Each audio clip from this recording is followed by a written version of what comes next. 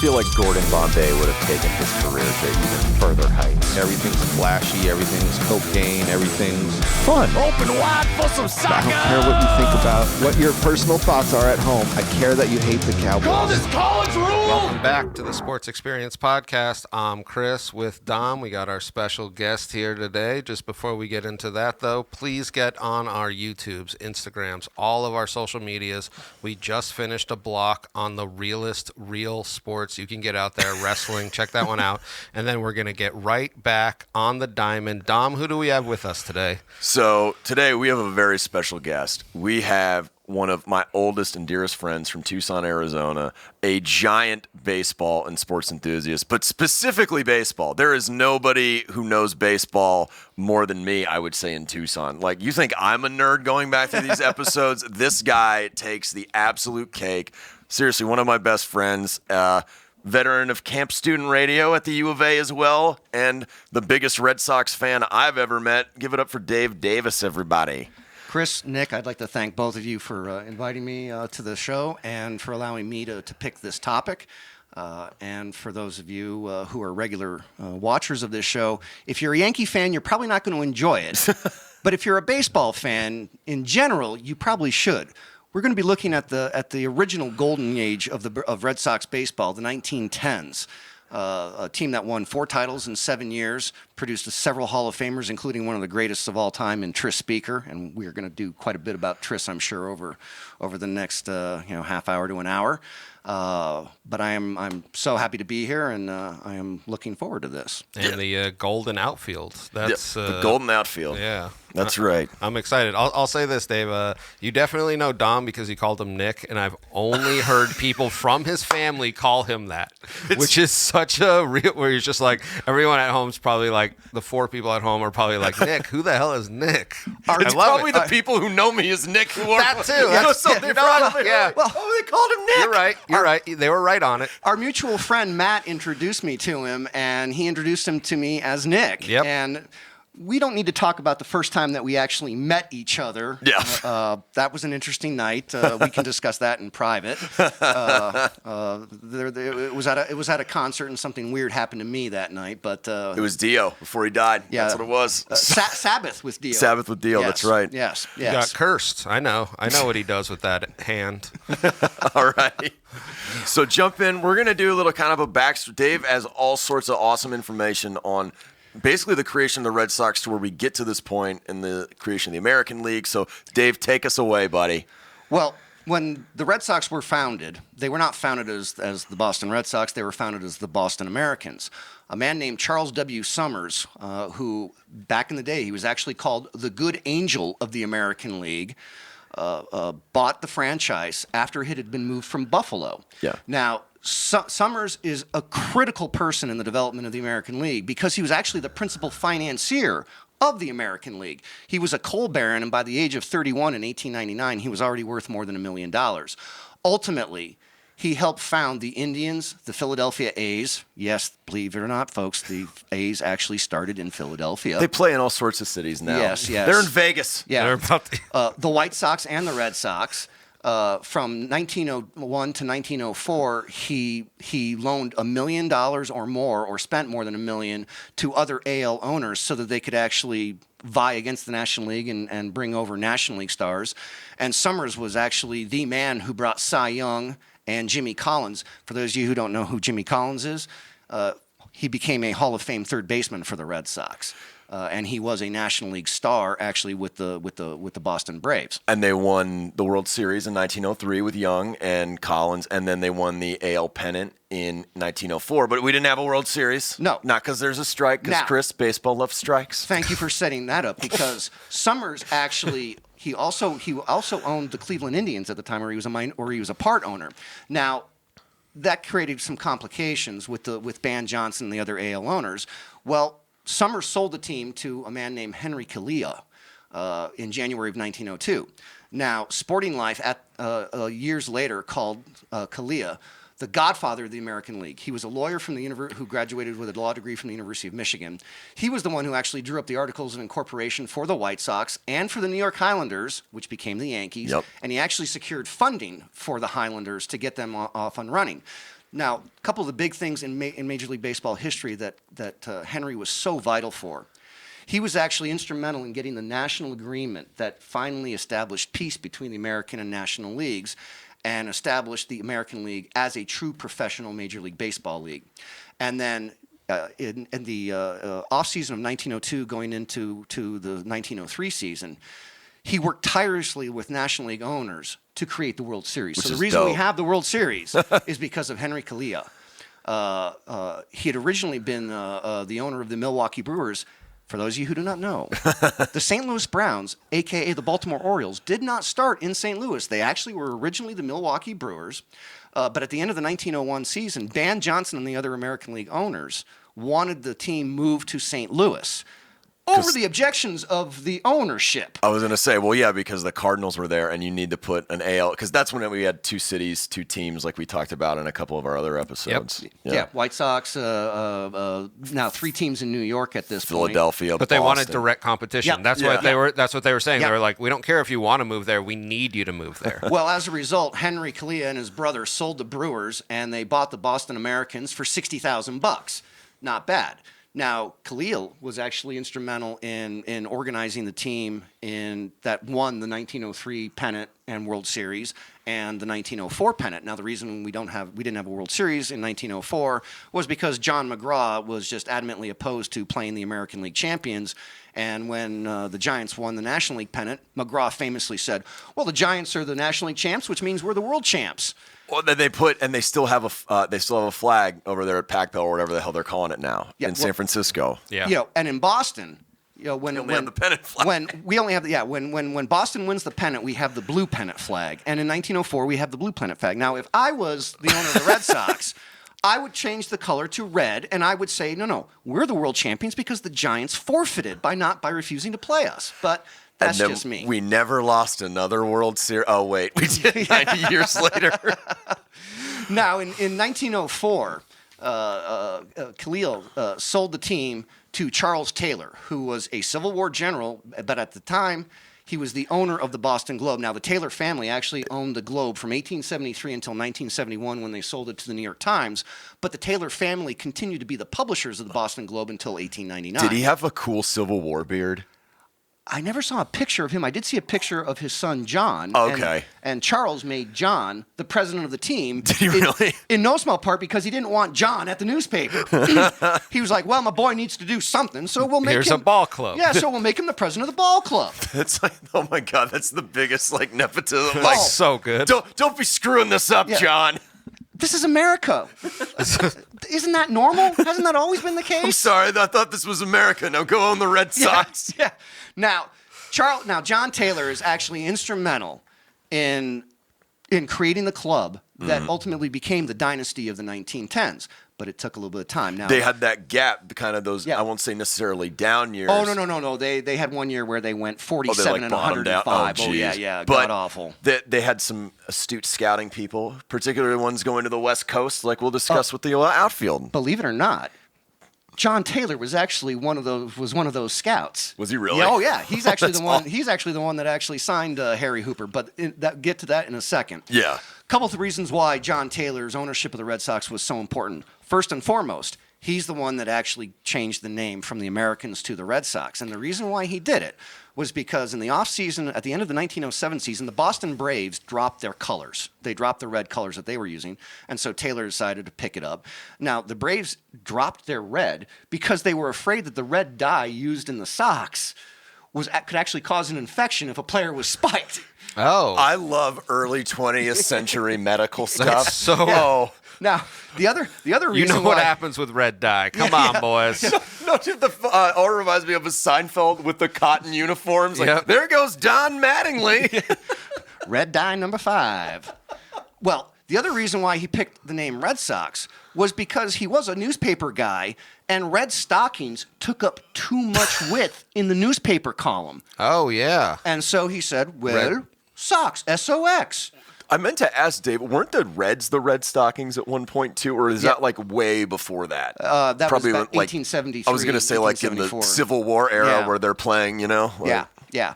Now, a couple other things happened in that 1907 season that John Taylor really did.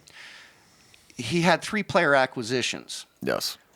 Tris Speaker, Smokey Joe Wood, and Ray Collins. And all 3 of those guys would ultimately be critical parts of their 1912 World Championship. I mean, those are legends right there. But they're legends people don't know about. Yep. You know, like, I mean, in today's, unless you're like a hardcore Red Sox fan, but when you look in the annals of baseball history, you're like, that guy picked up all those guys? Yeah. Well, then the next year, he went out to the West Coast and he signed Harry Hooper to a $2,800 a year contract. Hooper actually was a graduate in civil engineering from St. Mary's. Exactly. And they were saying, like, when he was playing in the PCL, he was like, I don't know, I think I'll just stay here and then work on engineering. And he's like, no, here is all of this money. You're coming with me. Yep. And then the next year, he signed Duffy Lewis. Out of the same school. Out of the same school, yes. Now, Taylor is also the man who built Fenway Park. Which is because, when I was reading, I was like, what is this other place they're referring to? The Huntington Avenue grounds. Yes, exactly. Yes. The Huntington Avenue grounds was the Boston Americans' original ballpark. It was literally practically across the street from where the Boston Braves played. The dimensions were huge. Yeah. And believe it or not, they actually had a tool shed out in center field that was actually in play. It was in play. I mean, go figure. What happened to the center fielder? Oh, he's out there whacking off in the tool shed. Yeah. Not only that, but there were patches of sand in the outfield where grass wouldn't grow. So Taylor realized, look, we need another ballpark. So Taylor and his father were also owners of Fenway Realty Company. Now, Taylor bought the land where Fenway now sits, and he paid $675,000 to build the park. Now, in today's age, I was going to say, what the hell? Yeah. Well, Fenway started construction literally days after the 1911 season ended. And they started in that's insane. How did they build it that fast? Taylor wanted it built and open and ready in time for opening day. Now, it was supposed to have an upper deck. Yeah. But they couldn't get the upper deck built in time for opening day in April of 1912. They didn't actually build the upper deck until 1946. I had read they built, and people were saying that's part of the curse, that they built it, it finished, opened the same week as the Titanic sunk. Yep. Which is like, yeah, actually, opening day was the day the Titanic was sank. Was it really? Yeah, oh, the Titanic man. sank early that morning, yeah. Now, the original capacity of Fenway was about 27,000, which was actually 3 times larger than the Huntington Avenue grounds. Now, we all know today that Fenway is by capacity the 5th smallest in baseball, but when it opened, it was one of the biggest parks in baseball. It was huge. Yeah. Well, and that was the thing in the 70s when you started seeing those multi-purpose cookie cutters that are like 60, 70,000. That was like when Camden Yards got built. I remember in the early 90s, they finally started building like baseball parks again, those like retro type of deals. It's, I think, hard for us to think about the fact that there was a time when Fenway was brand new, and when it was new, it was actually revolutionary in stadium design and construction. It was the first ballpark built of steel and concrete. That's amazing. The third base line actually goes due north, and it was the first stadium to have a parking lot outside the outfield for those new automobiles. Yeah, seriously, brand spanking. Oh, this is the new Packard we've been hearing so much about. Now, they actually moved the infield sod from the old Huntington Avenue grounds to Fenway. That's cool. Oh, shoot. I didn't know that. That's awesome. Now, last night when I was actually finalizing some research, in Boston, on the campus of Northeastern University, they have not a statue, but a monument to where the original home plate of the Huntington Avenue grounds were. And 60 feet, 6 inches away is a statue of Cy Young and where the pitching mound would have been. That's cool. That is awesome. That's Boston for you. It's always a baseball town. Now, the original, you could actually buy a set of 4 box seat tickets in 1912 for 77 home games for $12.50 each, so $50. 50. Yep.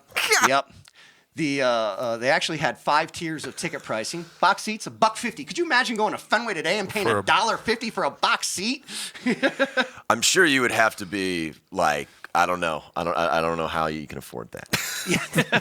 Well, Hooper actually thought that Taylor actually had told Hooper, "Yeah, I'll let you help design the place."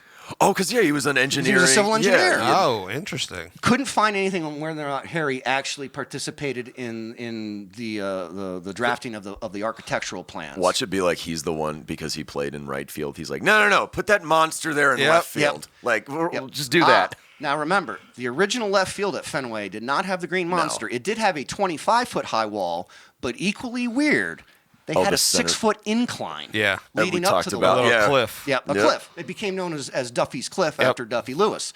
The very first ball game at Fenway, aside from the 2 exhibition games that they played, one against Harvard and one I think against UMass, I think. The Fenway opened April 12th, 1912. Boston prevailed over the Yankees 7-6 in the 11th inning on a game-winning single by Tris Speaker. Can't take that away, Yankees fans. You can't take that away. Steve Yerkes of the Red Sox, Yerkes, had 5 hits that game. Harry Hooper became the very first Red Sox to have an at-bat at Fenway. Oh, cool. Something appropriate about that, and folks, you might ask. Because he batted leadoff. He was the leadoff hitter, and for those of you who don't know, and Harry Hooper did become an inductee to the Major League Baseball Hall of Fame, and he's also obviously an inductee to the Red Sox Hall of Fame as well. The guy became a god and beloved in Boston. But it's the golden outfield. I mean, he's not just the only one. Yeah, and beginning in 1910, with the arrival of Duffy Lewis, that is when we get what became known as the golden outfield, one of the greatest defensive outfields in the history of baseball. And they all brought something different, and not even just in the field, but hitting as well. They were all a little bit, they all added something to the lineup that was different and awesome. Ty Cobb and Babe Ruth both thought that the golden outfield was the greatest defensive outfield that they had ever seen. The famed and future Hall of Fame sports writer Grantland Rice. This is a great quote. I think I know what one you're going to talk about. Yes, it's perfect. They, the golden outfield, could track down a ball in another country if they had to do so. He also said, you ran at them at your own peril. Detroit Tiger shortstop Donnie Bush at the time said Speaker could throw a strike over home plate from anywhere in the outfield. And to let you people know just how truly gifted these outfielders were, Tris Speaker to this day has the record for most outfield assists by a center field, not just by a center fielder, but by an outfielder. He had about 170 more center field assists than Ty Cobb. He's also the all-time leader in double plays by an outfielder, which is about 149, which is 2 times more than the next guy. Harry Hooper is still the all-time leader in assists by a right fielder, even more than Roberto Clemente, who is number 2 on the all-time list. And Duffy Lewis, 3rd all-time in assists by a left fielder. Even had more assists than Carl Yastrzemski. That's awesome. Something. But I mean, that was the cool. Well, one stat about Speaker that I enjoyed was the unassisted double plays from center field. Well, and they said because he played so shallow. Yeah. And the thing that I thought was so ridiculous was they were just like, they covered so much ground together, and they also played so well together that, and I'm sure we're going to get into it, that like a couple of them really did not like each other. Oh, yes. Which is such a pro baseball thing, especially of this era, of these guys being like, no, I'm gonna play as hard as I can for you, but off this, I really do not like you. It's like, if you died tomorrow, I'd be sad because we're going to allow a lot of exactly doubles. A lot of doubles. Exactly. Not that you're a person, but we're going to allow a lot. And they, I think it was either Hooper or Lewis who was like, I don't know, Speaker's the bell cow. We position ourselves according to where he is. That was Duffy who said that. Another sports writer at the time said that the golden outfield covered the outfield like a carpet. Yep. But this is because it was kind of like the Duffy and against Speaker, because and I saw this, it was like there was like religious undertone. Oh, we will get to that. I know, but it makes it so much sense though that they were just like, no, Speaker literally is like, we're just going to follow where he's going to set up, and then we're going to set up accordingly because we want to just blanket this outfield. And when you look at just the amount of assists they had as an outfield, you're like, oh yeah, that, like, you might as well just go for grounders all day. And mind you, this is the dead ball era they're playing in too. And they're getting all these assists when, like, guys aren't going yard like they are 10 years later. And you also have to remember this. The original center field at Fenway was 468 feet. And Speaker's lined up behind second base. That's the right field power alley was 402. I mean, because remember, back then they didn't have the bullpens out in the You're outfield. right. They're probably throwing on the side there, like at Wrigley. Yeah. Oh my God. Now I'm lucky when my grandpa John was alive, my mom's dad. Now Gramps was born in 1911, and he grew up a Tiger fan. Now he never saw Speaker play for the Red Sox, but he did see Speaker play for Cleveland. And I remember asking him one time, how good was he? And he told me, he goes, kid. He called all of his grandkids kid. Didn't matter which one of us it was always kid. And his daughters were always sis. Go figure on that one. But he goes, you have no idea. He goes, none of us could believe just how shallow he would play, but yet he could still track down any ball hit over his head. And Speaker one time famously said, you know, there are folks that say that that in order to catch a ball, you have to take off at the crack of the bat. He goes, He goes, in order to get a ball, you got to take off before you hear the sound.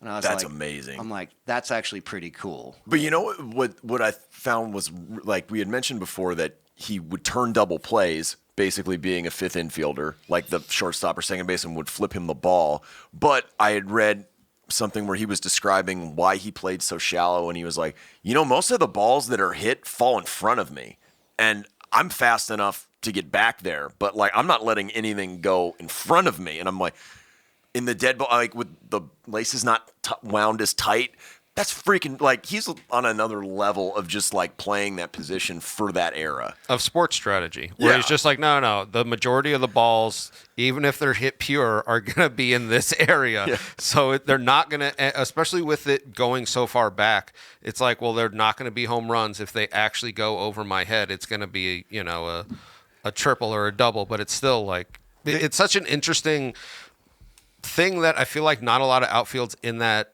time could even have done, where they had to have three guys that were like on top of their game.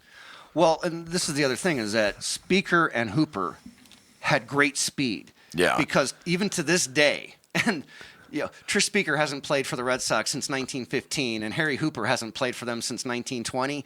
They are still number 1 and number 2 on the all-time stolen base list for the Red Sox. It's funny you mentioned that, Dave, because when we did our Dom DiMaggio episode, he like led the AL in stolen bases one year with like 20, and we're like, what the heck? So I remember talking to you about it, and you're like, oh yeah, that franchise, there's one thing they just don't do is steal bases. No, even during this period, when you look at where they ranked in the AL in stolen bases, it was always near the bottom, whether 6th or 7th or 8th, but they were always near the bottom.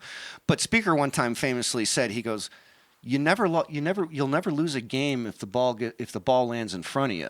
He goes, you'll lose if it gets over your head.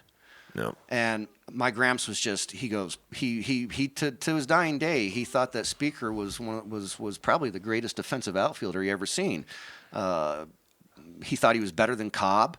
I asked him, well, what about Willie Mays? And he goes, Willie didn't play nearly as shallow. He goes, don't get me wrong. He goes, Mays was amazing, but he goes, Speaker was otherworldly. This is like Ken Griffey Jr. in the 1900s. Like, that's a level, and we're not even talking about probably his hitting. I mean, his amazing hitting that we'll get into as far as as you know, they're putting the pieces together in the late 1900s, and once we hit 1910, 1911, now we start seeing the emergence of baseball's really their first dynasty, if you think about it. Yeah, now we discussed this weeks ago, and it was about what is baseball's first dynasty. You know, the Cubs won 3 straight National League pennants in 1906, 07, 08, but they only won 2 World Series. And then they won a whole bunch more over the next century, right? Yeah, a lot, yeah. Some would say the most. Now, The other team that I think could lay claim to being baseball's first rivalry would be the Philadelphia A's of the same decade. Because they won 3 and 5 years, but they won four pennants in pennants. 5 years. Now, if they had beaten the Boston Braves in 1914 and won 4 and 5, that would be a tall that order. would be tall. But Boston, by winning 4 and 7, including 3 and 4, just like the A's did, I'm going to give the nod to them. Plus, Boston became the first team ever to win 4 championships and the first team to win 5. Well, and we talked about this in our Black Sox episode. This is in the long, long ago before the New York Highlanders / Yankees were the premier team in baseball. Because in the 1910s, only 3 teams won pennants in the American League, none of which were the Yankees. Yeah, well, you see, Yankee fans, outside of my friend Kenny, who's the most atypical Yankee fan of all time, Yankee fans tend to think that the World Series only began in 1923 when they won their first.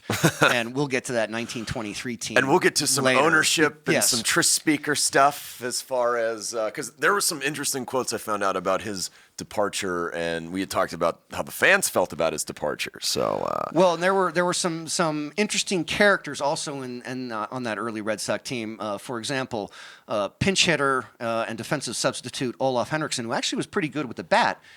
He is the first and only player ever born in Denmark, ever To play in Major League Baseball. That's awesome. Yeah. His teammates called him the Swede. You know? they don't even get. That's perfect. That's like an inside joke, like Yeah. they're insulting Yeah. him, like, Yes. Yeah. hey, Lego Master.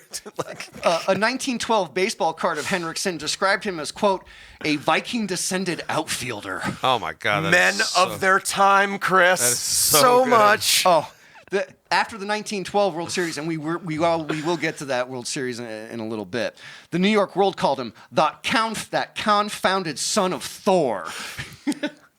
Sports writing was it was a different level back then. Like nicknames, everything. We've talked about that. Oh, God. The disrespect. Yeah, just the level of like, I love it. we don't care. It was more of like that. More of like, we're drinking all day. What's funny? Yes. You know what's funny? You know what's funny? Danish people. Danish people. Well, they, from really 1910 going into 1912, the one thing that the Red Sox had finally done was they had established a consistent lineup. Yeah. Bill Kerrigan, who spent his entire 10 years in Major League Baseball with the Red Sox as a catcher, and then ultimately he managed the 1915 and 1916 teams. Player coach, yeah. Player coach. Jake Stahl, he was actually. Amazingly, Boston actually probably had more college graduates on their team than any other team in baseball. Stahl was their first baseman, the player manager in 1912, and he was a University of Illinois grad. Wow, shoot. Yeah, Kerrigan actually went to Holy Cross. Yeah, he was a Holy Cross grad. You had Heine Wagner at shortstop. Now, Wagner they said this about Wagner, that he had a really good arm, an accurate arm, but he had good hands. But he also had really big feet, which actually he used to keep to block second base, on double plays wow. and guys stealing the bag. And pick up the ladies, too. That's because right. you know what about big feet? Good shortstops. That's right. At third base, they had Larry Gardner, who ultimately was voted as one of the top 50 Vermont athletes of all time. But this was a guy who could contribute. He routinely hit nearly 300. He was a critical part of the infield. And Sox fans loved him. Well, I mean, he's a New England guy, too. And a New England guy. Yeah. But that's what's cool is they're getting guys from everywhere. It's not, and that's what, like, old baseball barnstorming. Like, you just send the scouts on the trains, and you're like, well, who we got today here in Yuma, Arizona? Like, Yeah, and in 1911, the Sox picked up Buck O'Brien or Bucky O'Brien and Hugh Bedient, and both those guys would actually play. They'd have starring roles for the 1912 World Championship team. the 1912 World Series, too, was Yep. pretty epic, and kind of the way that it ended and who they beat, too. A little bit what for. But Well, before we get to the 1912 World Series, let's talk about the 1912 season. well, actually, we do have another little change in ownership. Oh, yes. Okay, in yes. 1911. You're right. Okay. In 1911, Taylor sold half the club to a guy named James McAleer for $170,000. Now, McAleer is another actually important guy in the history of the American League. He was actually one of the founders of it. He played for the Cleveland Spiders with Cy Young, but then after the Spiders imploded and were moved out of Cleveland, he became the player manager for the St. Louis Browns from 1901 to 1904, and then he became the player manager for the Washington Senators for 4 years. Oh, wow. But he also then actually was part owner. Now, McAleer was one of the guys who helped bring in Betty and Ann O'Brien and a couple other guys because he brought the money. Yeah. And he and Taylor were the co-owners going into that 1912 season. That's awesome. And 50-50 owners. Yeah, and 50-50. Yep, 50-50. You don't see that anymore in professional sport. I mean, it's either all or nothing, or it just little tiny bits and pieces. It's I have controlling interest. Yeah, that's 30%. Mm-hmm. Except McAleer did not have controlling interest over the actual ballpark. That's right. Yeah, I remember you telling me about that. Taylor had an 8-year lease where he and the Taylor family got $30,000 a year from the Red Sox that lasted until through the end of the 1919 season. Okay. But at the end of 1911, the Red Sox had finished fourth. The year before, they had finished fifth, and so it seemed like, well, are we on the right track? Well, the answer to that was yes. Well, because the 3 stars in the outfield, they weren't just offensive stars; they could hit. Well, 1912, Tris Speaker wins the MVP. What does he hit though, Dave? 386. God. 222 hits that season. That's amazing. 53 doubles, 12 triples, 10 homers, 90 ribbies, 52 stolen bases. That year, Tris Speaker became the first guy in baseball history with 50 doubles and 50 stolen bases. You know what amazes me about that is when you look at these guys, particularly Speaker, to a lesser extent Hooper and then Lewis, he has an over 1 OPS. And this is the dead ball era. The amounts of extra base hits that he's collecting, these guys are collecting, are insane. Well, that year in 1912, Speaker slugged .567. Yeah. That was the highest slugging percentage of the dead ball era up until Ruth's 1919 season when Ruth had 29 homers. But in 1912, Speaker actually did have about 150 more at-bats than Ruth did in 1919. I don't know if you saw it, but one of the most fascinating things I found out is he was a natural right-handed batter, thrower. He decided to teach himself how to hit and throw and use his left hand and become dominant with it after 2 Bronco accidents in Texas. And I'm like, that is some Macho Man Randy Savage shit, Chris. I was just going to say, I saw that where it kind of confused me. I was just like, what the hell do they mean Bronco accidents? Well, I understand that he was riding Broncos. Are we saying that it was an accident? It was a white Ford Bronco that he was driving. And you know what? It wasn't 2. It wasn't 1. It was 2. Now, one of the amazing things about the fact that they actually won in 1912 was the fact that the club had a schism in the clubhouse based on religion. Now, Nick and I you're a fan of the movie Major League, aren't you? Oh, of course. Okay, you remember the scene where Joe Boo. Yeah, where are you trying to say that Jesus Christ can't hit a curveball? Yeah, it's one of the greatest. Oh, give it a rest, Harris. Let's not start a holy war in the locker room. Well, that's exactly what Tris Speaker did. Don't leave that rum sitting around with these guys. Well, and this is what I wanted to bring up was he was drafted from an East Coast Protestant area, and then we see Hooper and Duffy get drafted from a West Coast Catholic, both from the same school, obviously, and then they come in, which is a Jesuit school. St. Mary's is a Jesuit school, and then they come in as almost like this preset groups, like Major League reference is so perfect. And Bill Kerrigan, the catcher, was also Catholic. Holy Cross! Up your bucket, Martin Luther. Now, it turns out that in the 1911 season, Speaker went the whole year without talking to Hooper or to Lewis outside of the actual ball field. Yeah, actual game. Yeah. And sort of, be like, that is amazing. I've got this one. That is amazing. But in the clubhouse, And things got so bad that during the 1911 season, now you got to understand something about Speaker. He was regarded as a tough guy, as a brawler. He was not afraid to, throw punches. Well, Bill Kerrigan had finally had enough. And apparently they got into a locker room brawl that a sports writer at the time said it was the clubhouse brawl to end all clubhouse brawls. And their teammates stayed out of it. And Speaker years later said, it was the only fight that I think I ever lost. And Bill Kerrigan in his diary said, I beat the hell out of him. Yeah. And one would have thought that would have ended it, which it temporarily did. But I just trying to imagine. Could you imagine in this day and age of social media?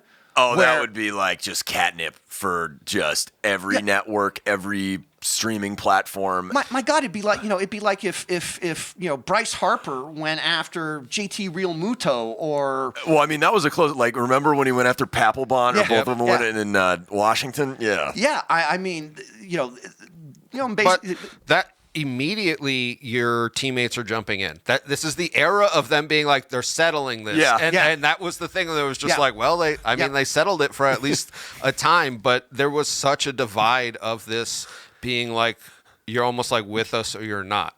Which is such a for the era, you can almost see it, especially now people are just like so much more professional. Now they're like, we show up and we play ball. I'm still going to beat the shit out of you if this escalates to that.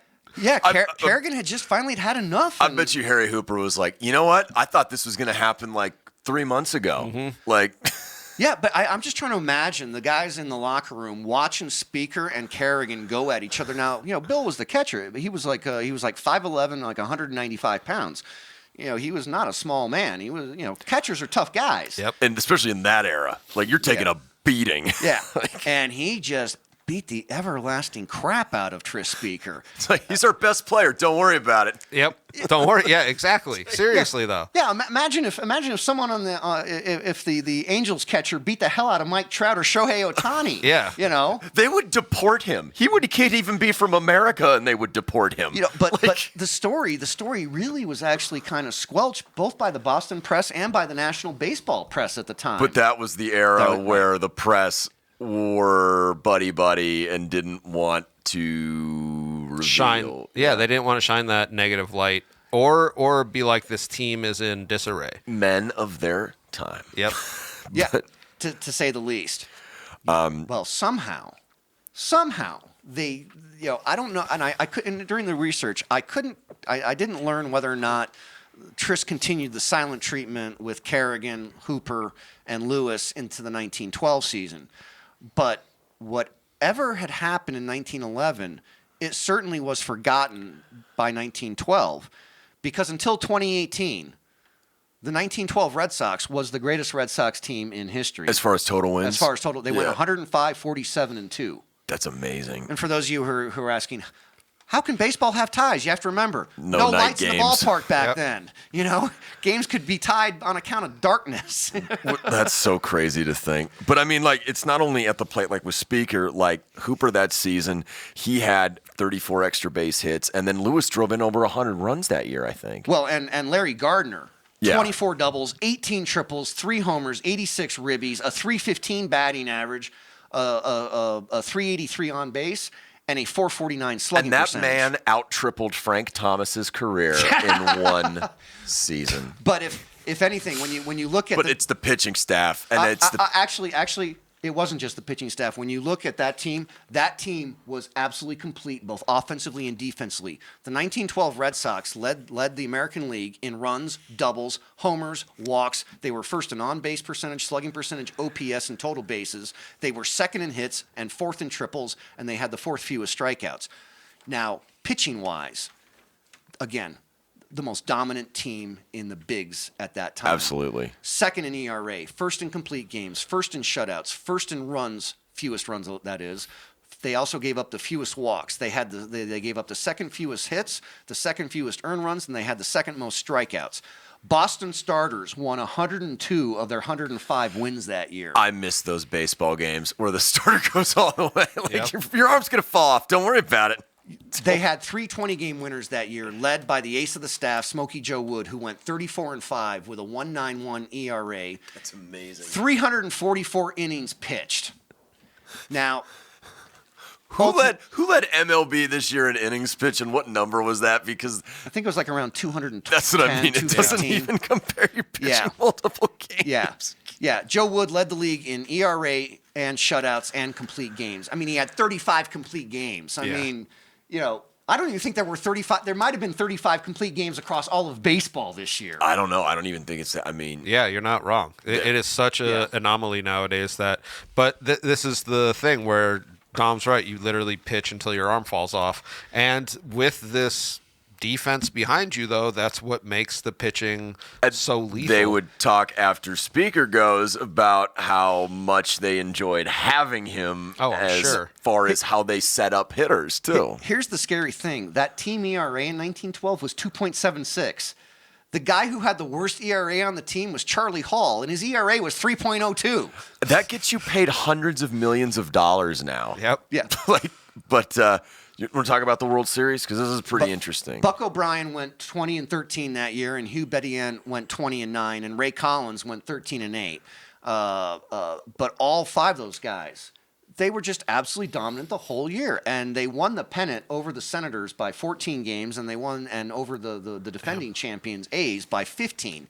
And that gets us to the 1912 World Series. And who are they playing? They're playing John McGraw's New York Giants. Which is a little bit of just desserts revenge here. Now, to be fair, this was the third consecutive World Series appearance for the Giants. They had lost in 1910 and 1911 to Philadelphia. Yeah. Now, here's another little interesting side note and for baseball history. There are only two teams in Major League Baseball history that lost three consecutive World Series: the New York Giants from 1911 to 1912, and the Detroit Tigers. 1907 to 1909. Oh. So they were all in a row. Yeah, that's right. That's interesting. All in a row. Yeah. You lost to the Cubs twice, Tigers. What are you doing? And in the famous 1909 series, the Cobb Wagner versus one. Wagner, the battle of what was regarded as the two greatest baseball players at the time. Now, the 1912 World Series, at the time, but by the time it was completed, and for years after, it was regarded by fans and sports writers alike as maybe the greatest World Series ever played. I mean, it was a who's who of studs on both teams. Now, in the opening game, Smokey Joe Wood faced Jeff Trezau. The Sox won 4-3. Hooper had a game-tying double in the seventh inning. Speaker Speaker had a triple that fell in between Snodgrass and DeVore, and then he scored on a single by Duffy Lewis in the sixth. They scored three on a hit on a two-run single by Steve Yerkes. Joe Wood actually set a major league record at the time with 11 Ks in a World Series game. That's back then in the dead ball era. Yeah, because guys, what were we talking about in our Wayner episodes? Guys weren't striking out. They were putting the ball on the ground and legging them out. That's right. Yeah, remember this. In Speaker's career, he struck out 220 times in 10,195 at-bats. Yeah, his walk-to-strikeout ratio is freaking insane. Yeah. Now, as we just referenced the fact that Parks didn't have lights back then. Yep. And so Game 2 ended in a 6-6 tie. And Christy Mathewson must have been thinking to himself, man, what do I need to do to get a win in the World Series again? I always wondered why there were the number of games in this World Series that there were until I started doing this research. I'm like, was there a crazed fan that ran on the field in game? Nope. It's called the tie. It's called the sun. In Game 3, Buck O'Brien outpitched Rube Marquard. Now, Rube actually has the record of most consecutive wins by a pitcher in a season. He won actually 19 games in a row at one point. Oh, wow. Yeah. O'Brien 2-1, gave up 7 hit. Actually, sorry, he lost. Actually, in Game 3, he lost. Rube Marquard actually threw a 7-hitter. Fine pitching performance. Game 4, another fine pitching performance from Smokey Joe. The Sox won 3-1. Joe had a complete game, gave up only 8 Ks. Now, Game 5, you got to remember, this is the dead ball era. So if you're expecting 12, 11 games, this is not the era for that. I miss steroids. But Hugh Bettienne beat the great Christy Mathewson in a pitcher's duel, 2-1. Bettienne only gave up 3 hits. Mathewson, for his credit, he only gave up 5. Hooper led off the game with a triple. Yerkes followed with a triple, and Speaker reached by an error. And Bettienne pitched 3-hit complete game shutout. Is this the one where Speaker caught the ball in his hat? Yes, actually. Paul O'Neill? Well, they said it was like one of the best Yeah. World Series, definitely for like obviously for the time, but like they look back on it and they're like, oh yeah, he barehand grabbed a ball going to the outfield. It's not like it's such a ridiculous thing to like think about, and you're like, oh yeah, that sounds like one of the best players of all time. And that pitch was actually crushed. Oh yeah. Because that was when center at Fenway was just Way out there. to It's like Martha's still way out to there, but I Martha's can't Vineyard. even believe what the yeah. Now, Rube Marquard pitched Game 6. Now this is the interesting thing about Game 5. Jake Stahl, the Red Sox manager and first baseman, he was the player manager. He wanted to pitch Smokey Joe Wood. McAleer ordered him not to pitch Smokey Joe, and the Red Sox players are like, "What the hell?"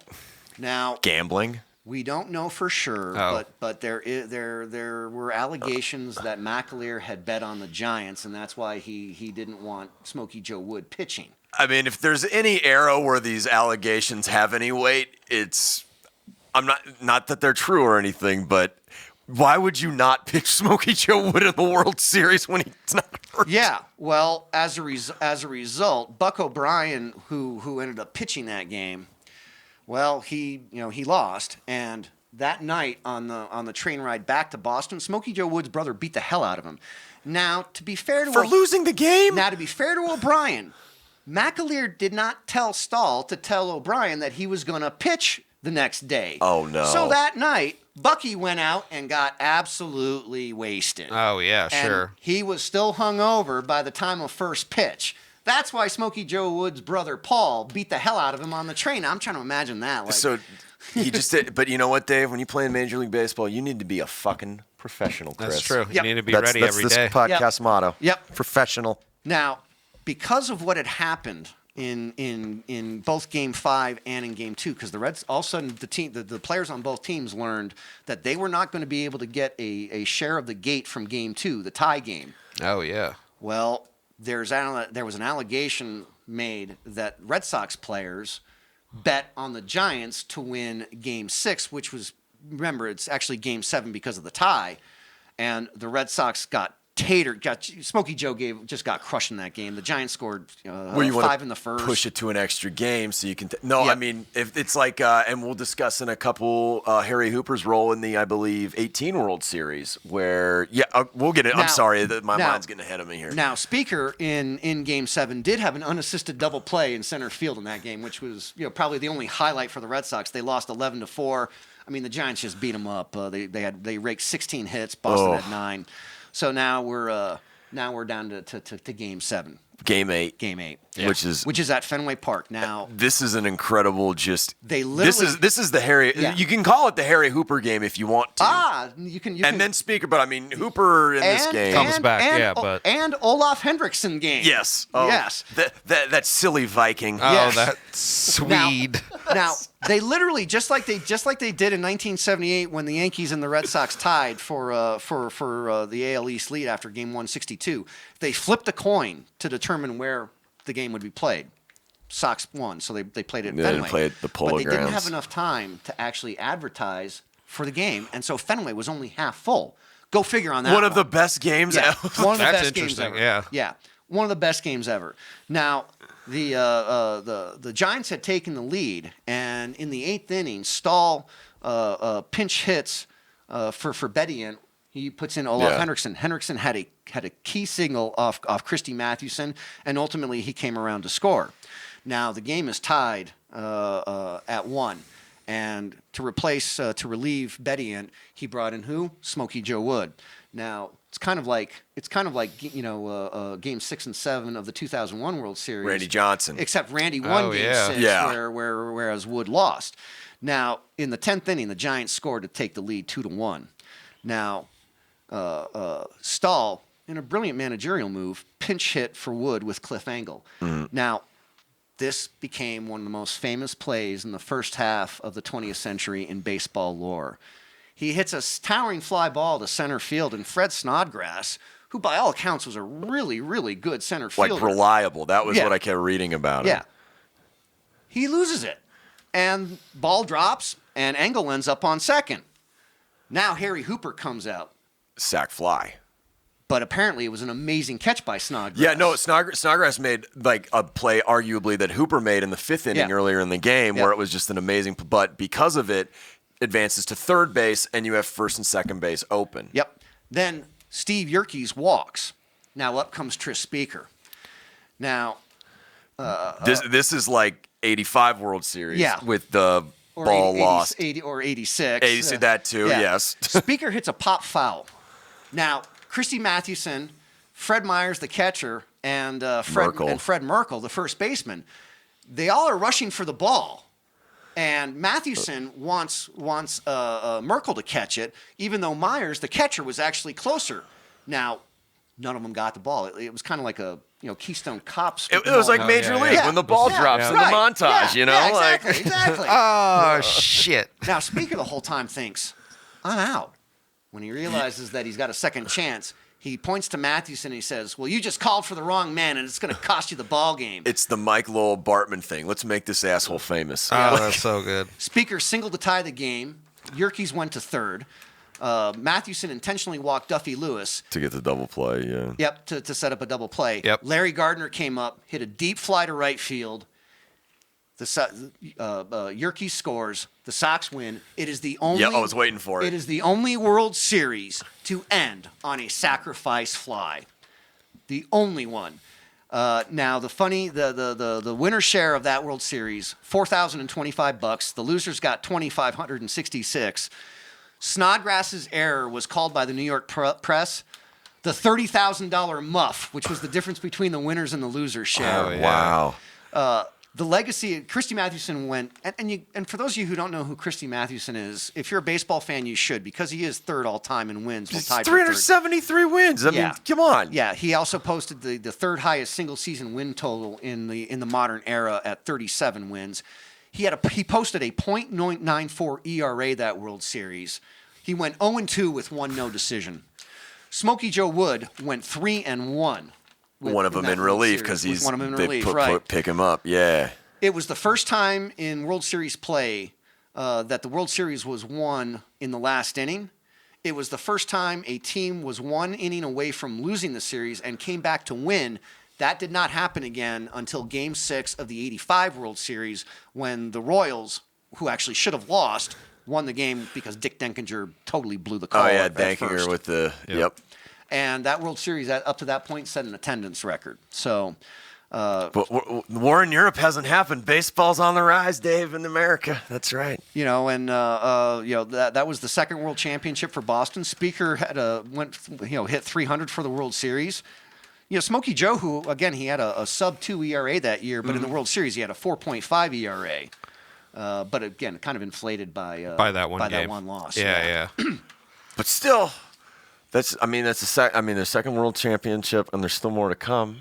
And I feel like we're going to get to that in our next episode, right, Chris? That's right. We're coming back for part 2 of this Golden Outfield and the Boston Red Sox. Dave's going to join us and, come back with us for our next episode. I hope you're enjoying the history lesson, folks.